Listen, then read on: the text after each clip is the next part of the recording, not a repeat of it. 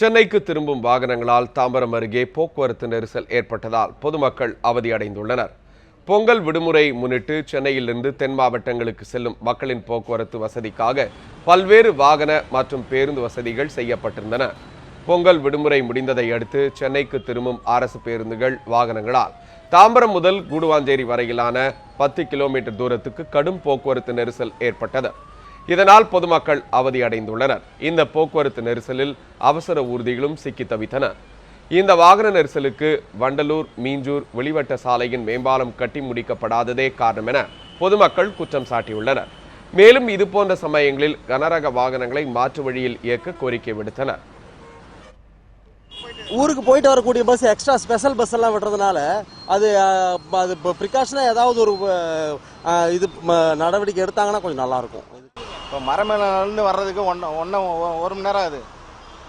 இப்போ வண்டலூர் வந்திருக்கிறோம். இன்னும் எவ்வளோ நேரம் ஆகும்னு எங்களுக்கே தெரியல.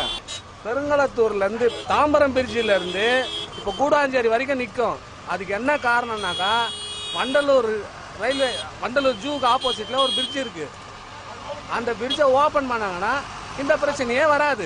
தனது சொந்த ஊருக்கு எல்லாருமே போனாங்க. இன்றைக்கி திங்கட்கிழமைங்கிறதுனால எல்லாரும் ரிட்டர்ன் வந்துக்கிட்டு இருக்காங்க. நாங்களும் காலையில் 4 மணிலேருந்து டியூட்டி பார்த்துக்கிட்டு இருக்கோம்.